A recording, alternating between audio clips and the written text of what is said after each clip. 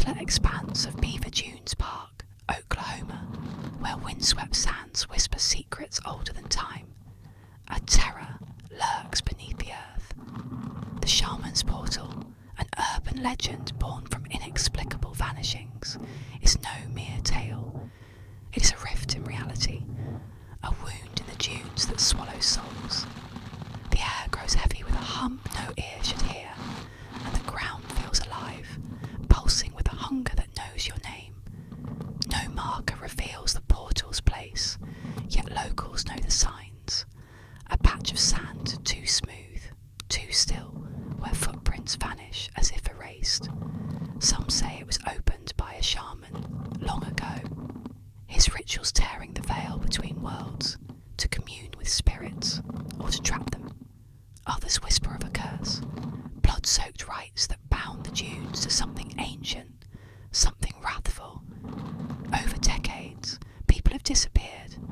Hikers, campers, children chasing shadows, gone without a trace, their screams muffled by the sand. At night, the dunes turn treacherous. The wind carries voices, faint and pleading, or laughter that isn't human. Shadows flicker where no light casts them, and the air grows cold, thick with the scent of ash and bone. Those who near the portal feel it, a pull, like hands beneath the earth, urging them closer. Some see visions, figures in tattered robes, eyes glowing like embers, beckoning from a void that yawns beneath the surface. Others hear their own names, whispered by a chorus of the lost. The stories are grim. A family, camping under starlight, woke to find their son gone, his sleeping bag empty, the sand around it swirled into spirals. A ranger, searching for a missing hiker, returned raving of a doorway in the dunes, his hair white, his hands bloodied from clawing at nothing. No bodies are found, no clues remain, only the dunes, silent and watchful, their grains shifting as if to hide their feast. The portal is capricious. It spares some, luring others with a siren's call. Locals warn against wandering the park after dusk, their voices low. Never follow the voices, never step where the sand lies too flat. Charms of sage or iron are clutched, but they're frail against the portal's pull. Some say it leads to hell, others to a realm where time unravels, trapping souls in eternal torment. If you tread Beaver Dunes, where the night hums and the sand seems to breathe, walk lightly, ignore the whispers, the shapes in the dark, the urge to step where no tracks lie. For the Shaman's Portal is no mere legend. It is a gate, a maw, a thief of life. In its shadow the dunes are not empty. They are watching, waiting, and the portal hungers for those who stray too close to its unyielding, eternal void. An aristocratic demeanour, he bore a terrible secret. At the back of his head, twisted into his very flesh, was a second face, a grotesque, misshapen mockery of his own. It did not speak, nor eat, nor blink, and yet it lived. Edward's mother wept when she first saw it, and the servants whispered of dark omens. The face, his twin, his curse, was silent by day, but at night it awakened. When the world slept, it smirked. Its lips moved soundlessly, whispering horrors that only Edward could hear.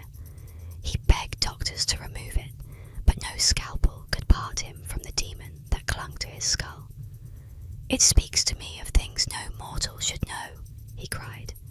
"It tells me of hell, of horrors too vile to name. I cannot sleep. I cannot escape it."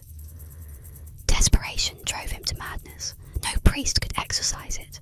No medicine could silence it. And so, one night, Edward Mordake took his own life, leaving behind a single plea in his farewell note. "Bury me in unhallowed ground. Let not the demon gaze upon the living. His body was hidden away, his tomb unmarked, but some say his cursed soul lingers still. If you listen in the dark, just before sleep takes you, you may hear it, soft, insidious laughter behind your head.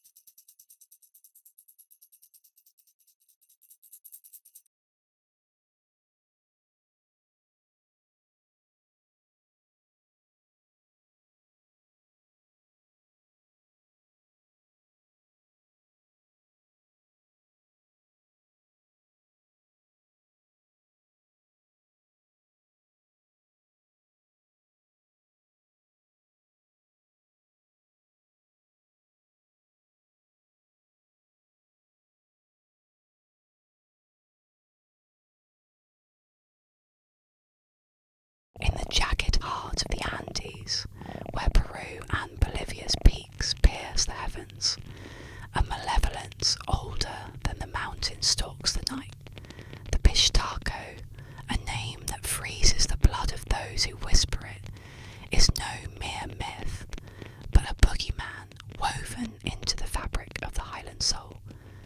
Beneath the star's cold gaze, where the wind howls like a grieving spirit, his shadow moves, silent and insatiable.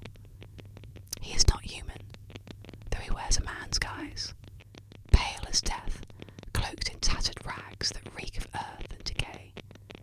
Some say he's a demon burst in the Andes' molten core.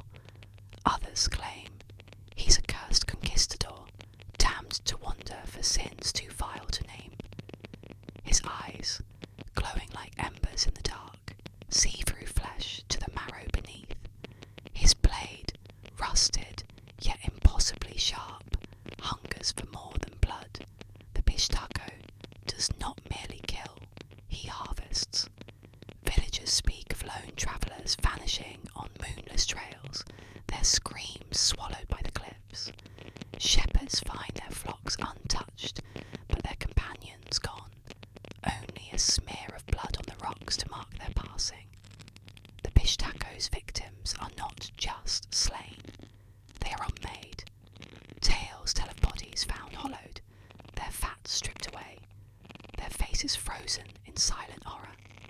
For the Pishtaco craves the essence of life itself, rendering his prey into tallow to fuel some unholy rite, or to sate a hunger no mortal can fathom. At night, the Andes grow treacherous. The air turns bitter, heavy with the scent of iron and dread. Footsteps echo where no one walks, and a low, guttural hum, like a prayer to a forgotten god, drifts from the shadows. Those who glimpse him describe a figure towering against the skyline, his cloak billowing as if alive. His laughter, when it comes, is a sound that burrows into the mind, promising nightmares that never fade. The Highland folk know better than to challenge him. They leave offerings, candles, coca leaves, scraps of fat, at crossroads, praying he'll pass them by. Yet the Pishtaco is capricious. He might spare a village for years, only to descend in a single night, leaving homes empty and hearths cold. Children are taught to avoid the high paths after dusk, lest his long fingers snatch them into the void. Even the brave, armed with salt and silver,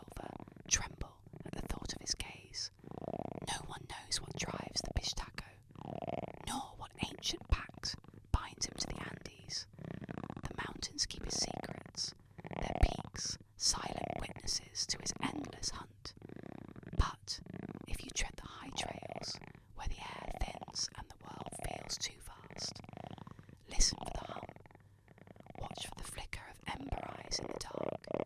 Do not stray from the path, and do not linger, for the Pishtako is no mere legend. He is the Andes shadow, its reaper, its eternal thief of life, and in his presence, even the mountains hold their breath.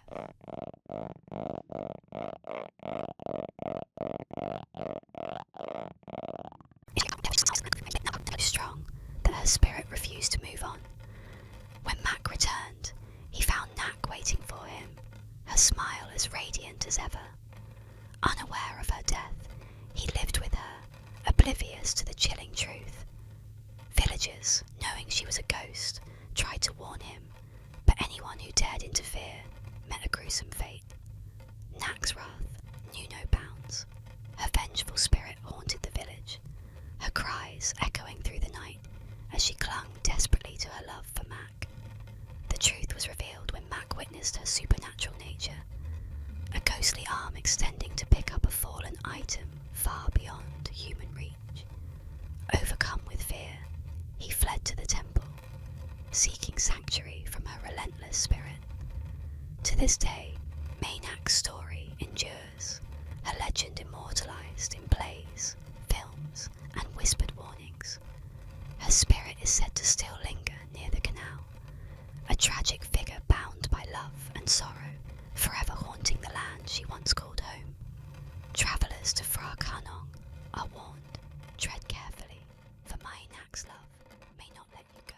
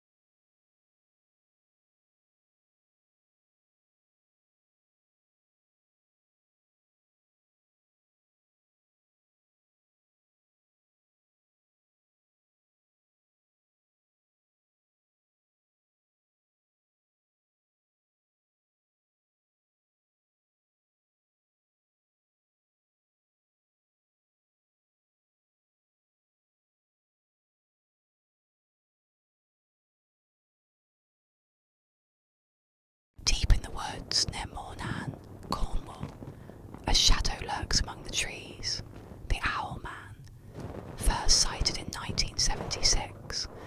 It is said to be a towering creature with glowing red eyes, its massive wings stretching wide as it watches from the church tower. Those who see it report an unnatural screech, a sound that chills the soul. Locals whisper that its presence is a harbinger of doom, and if you ever feel unseen eyes upon you in the night, do not look up.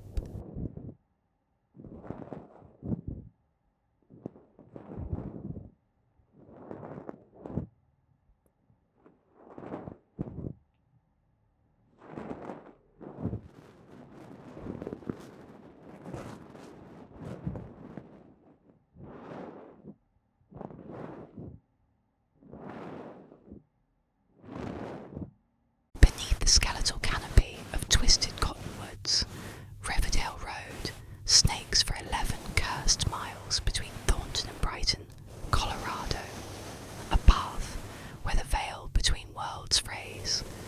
This is no mere highway. It is an artery of dread, pulsing with hauntings that cling to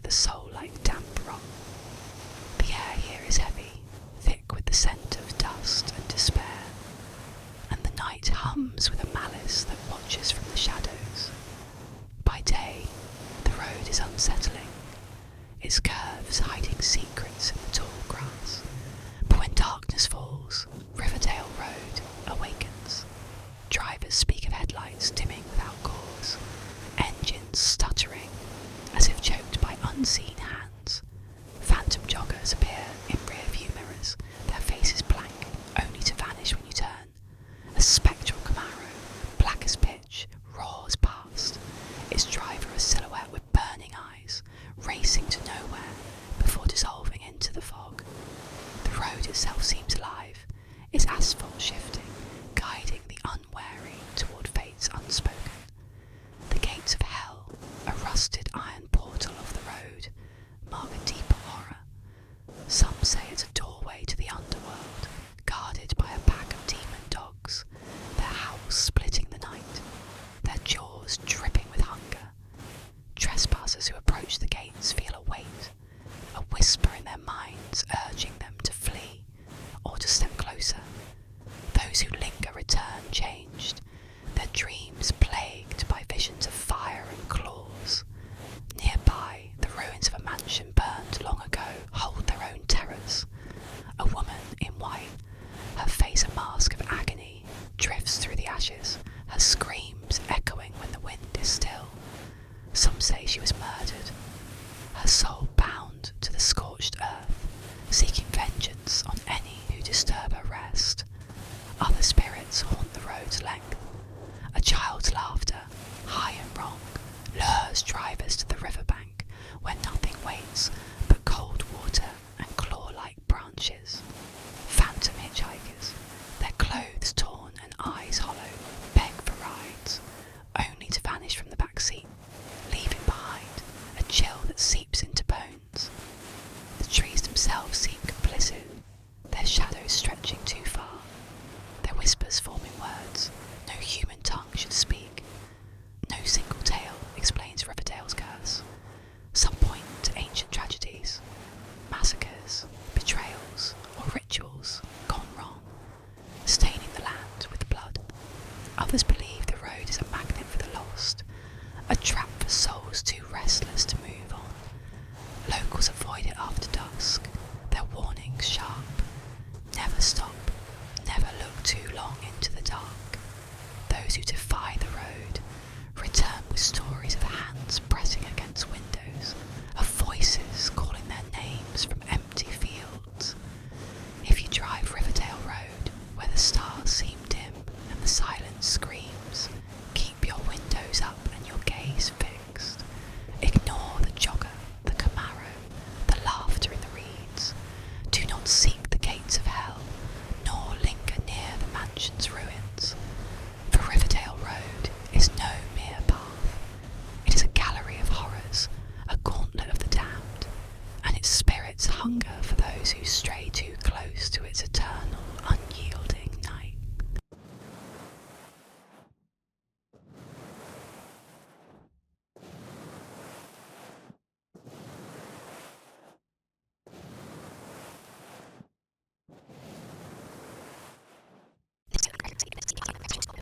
What is truly terrifying, however, is the idea that the villagers of Haunchyville are not just reclusive, but possess an eerie power. If you wander too close to their village, they say, you may never escape. The dwarves are said to trap anyone who gets too near, keeping them in the woods as their own, never to see the light of day again. Some even believe that the dwarves have the ability to alter your size, shrinking you to become one of them, forever part of their hidden world. Haunchyville remains a place of fear and fascination. Few dare to seek it out, and even fewer return to tell the tale. If you ever find yourself driving down Mystic Drive, take heed. Some legends are best left undisturbed.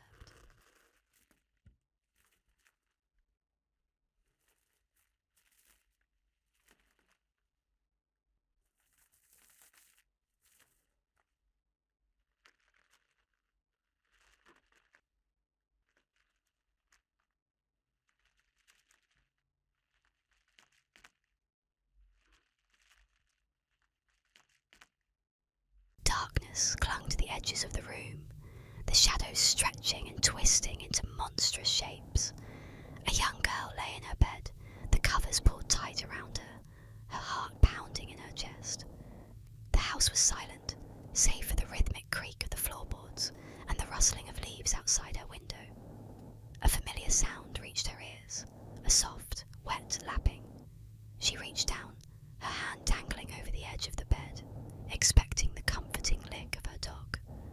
A warm, wet tongue met her fingers, a sensation that sent a shiver down her spine. She smiled, reassured by the familiar presence of her furry companion. "Good boy," she whispered, pulling her hand back under the covers. The lapping continued, a rhythmic, almost hypnotic sound. She drifted off to sleep, lulled by the comforting darkness and the gentle rhythm of the licking. But in the deepest shadows of her room, a different kind of comfort lurked.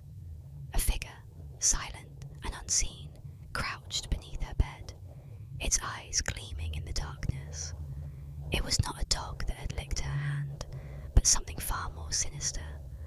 A creature of nightmare, its breath hot and rancid, its touch cold and clammy.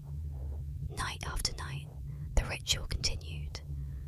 The girl, lost in the innocence of sleep, offered her hand, and the creature beneath her bed accepted the offering, its tongue tracing the contours of her fingers. Each lick was a violation, a silent promise of the horrors to come. Then, one night, the girl awoke, a scream trapped in her throat. The lapping had stopped, replaced by a heavy, uneven breathing. She lay frozen, her heart pounding in her chest, her eyes wide with terror. She reached down, her hand trembling, and felt not the familiar fur of her dog, but something cold, smooth, and undeniably human.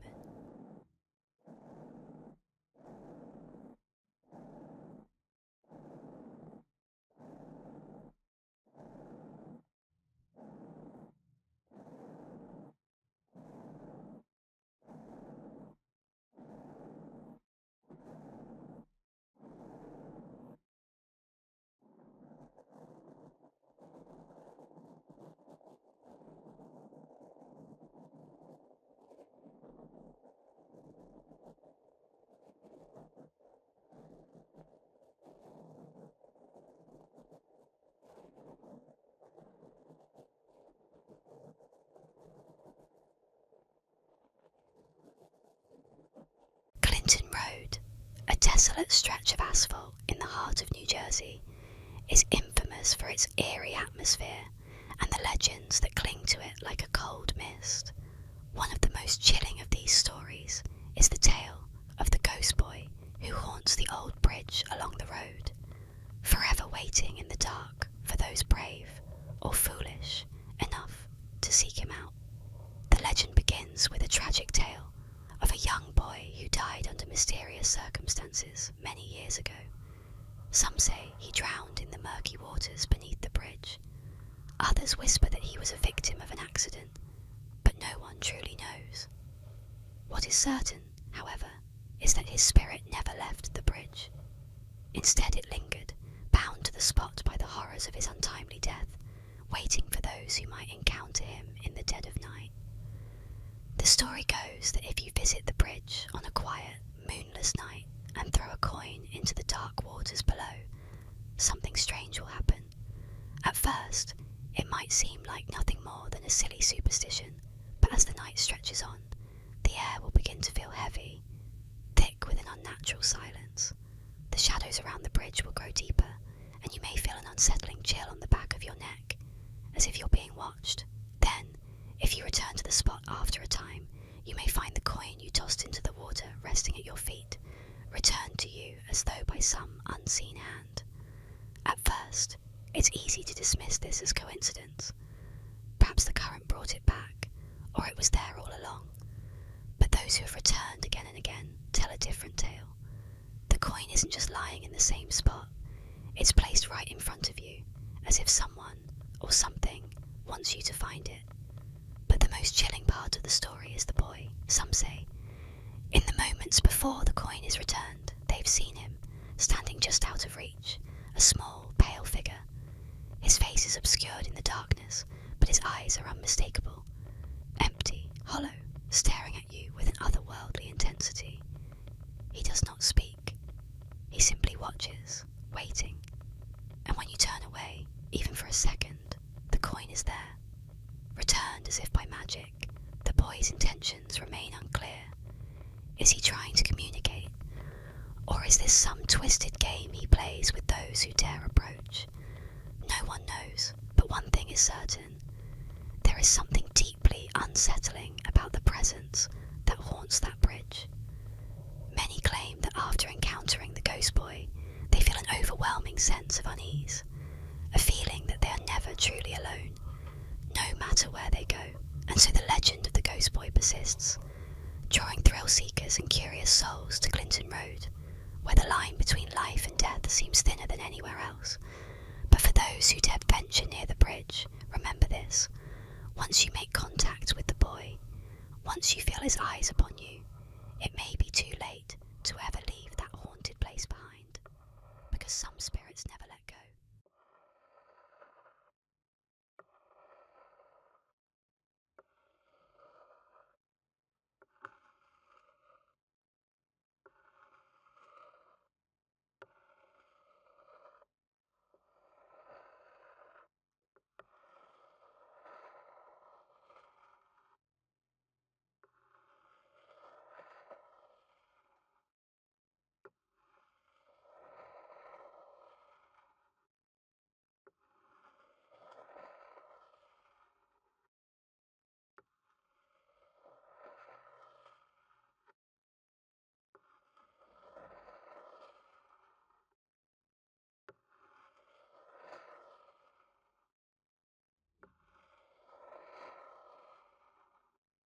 The elevator game is not for the faint of heart. This eerie ritual, which originated on a Japanese forum in 2008, promises to transport players to an alternate world if they follow its chilling steps precisely. But those who play it know the risks. A journey that may lead them somewhere they can never return from, with a sinister presence haunting their every step. The rules are deceptively simple. Enter an empty building with at least 10 floors and step into the elevator alone. Press a specific sequence of buttons, 4, 2, 6, 2, 10, and 5, and upon reaching the 5th floor, something unsettling is said to happen. The door may open, revealing a mysterious woman standing there, dressed in shadows and staring straight ahead, ignoring the player. Legends warn never to look at her, speak to her, or acknowledge her presence, for she is not human. Those who break this rule have reportedly vanished without a trace, drawn into her icy, haunting gaze. If the ritual continues correctly, pressing the 1st floor should cause the elevator to ascend to the 10th floor instead, defying the commands. When the doors open, players will find themselves in a world both familiar and unsettlingly different, a barren, dark version of their own reality, empty and silent. Outside, a red cross glows ominously in the distance, casting an eerie light over a desolate landscape. They say if you step out here, you may become trapped, lost in this strange dimension, never to return. To return to the real world, the player must repeat the same button sequence, resisting the urge to look at the woman if she reappears. But the game is dangerous. Many who claim to have survived report feeling watched, plagued by shadows and strange figures following them long after they leave the elevator. The elevator game is not just a harmless superstition, but a doorway into darkness, a ritual that blurs the line between worlds and calls forth a presence that seems to lurk in the shadows. And for those who dare to play, one warning remains. Once you enter, you may never find your way back.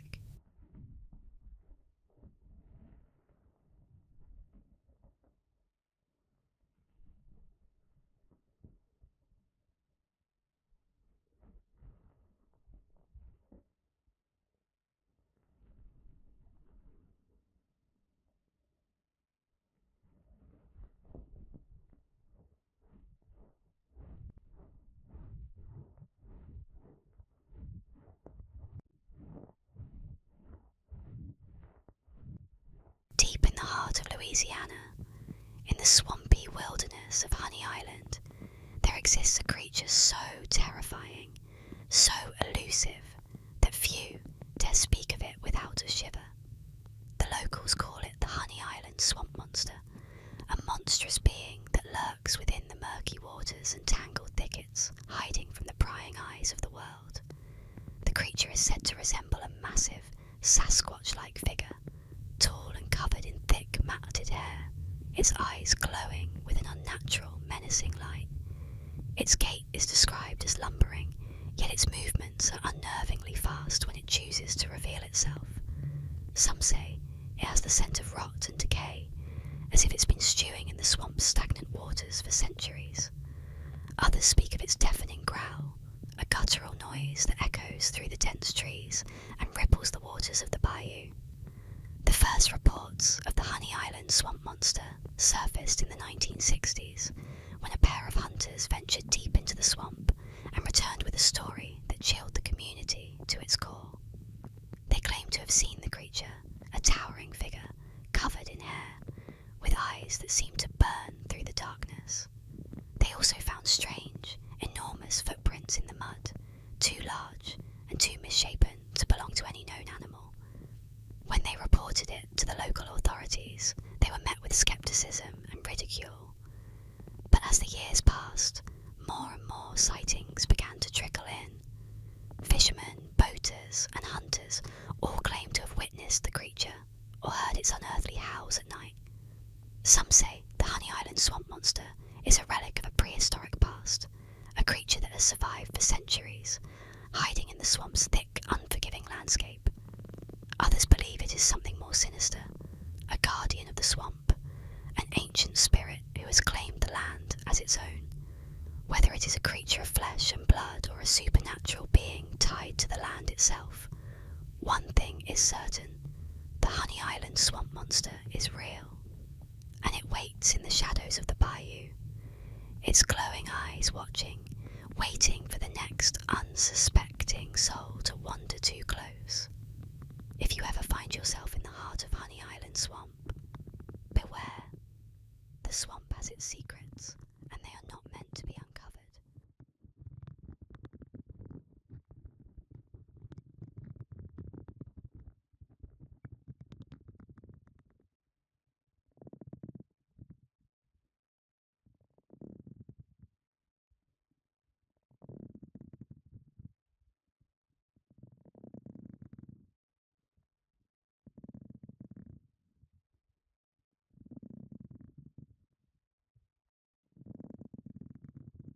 In the chilling depths of Staten Island's folklore, a sinister figure known as Cropsey stalks the nightmares of those who dare to whisper his name.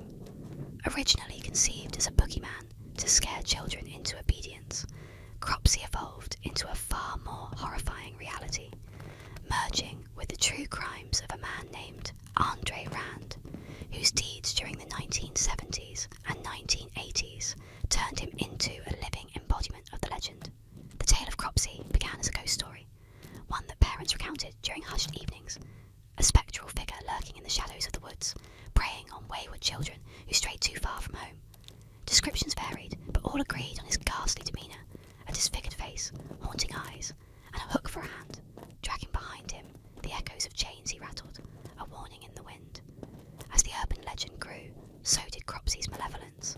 He was said to reside in the ruins of the abandoned Willowbrook State School, a place already steeped in dark history due to its controversial past, as a residence for children with disabilities, subjected to horrendous conditions.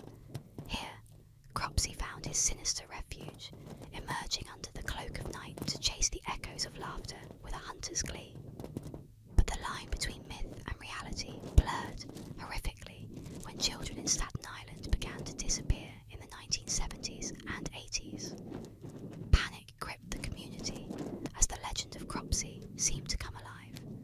And then came Andre Rand, a former employee of the Willowbrook State School. When he was arrested in connection with the disappearances, the people of Staten Island were aghast to find that their boogeyman had taken human form.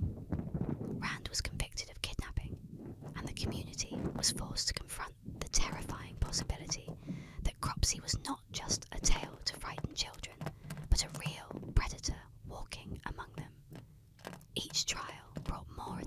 to the legend, each disappearance a grim chapter added to the lore. Today, the story of Cropsey remains a macabre token of Staten Island's history. The dilapidated structures of Willowbrook still stand, overgrown and forsaken, yet pulsing with the dark heartbeat of past atrocities. Those who venture near claim to feel a chilling presence, hear the faint rattle of chains, or see a shadow dart between the trees. Cropsey has transcended his origins as a mere boogeyman to become a symbol of real-life horrors, a cautionary tale that warns of the monsters that may dwell not just in our stories, but in the very heart of our communities. Along the mist-shrouded waters of Wyoming's Platte River, locals whisper of a spectral vessel that has haunted the river for centuries. Known as the Death Ship of the Platte River, this ghostly apparition appears suddenly, cutting through the fog with an unnatural silence that chills even the bravest souls who witness it. Those who have seen it claim it's no ordinary ship, but a cursed harbinger of doom, a warning of death for those unfortunate enough to catch a glimpse of its decaying masts and spectral crew.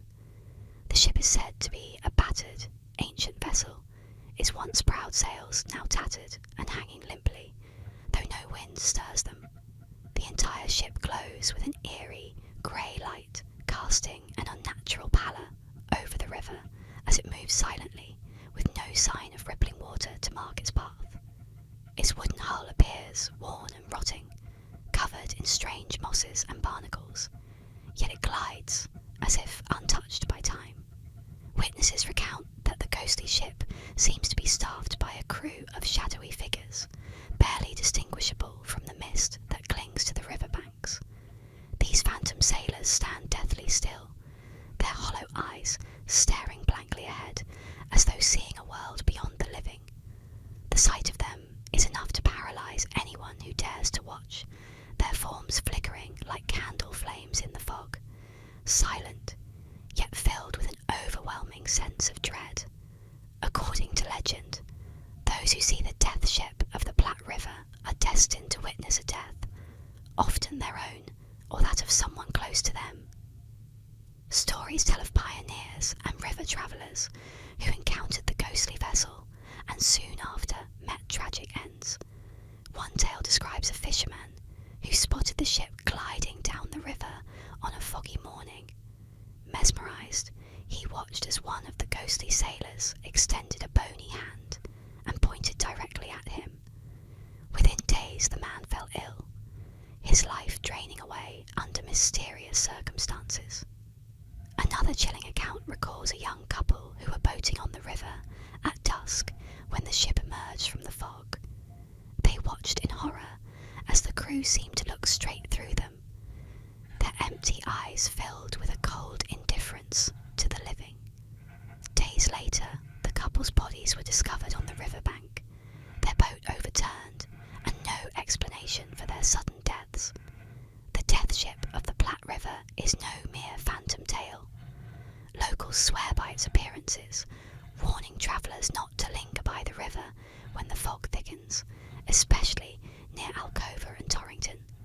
It's a grim reminder that some spirits do not rest, and that some waters are forever cursed. The ship drifts onward, a harbinger of death, carrying the souls of its doomed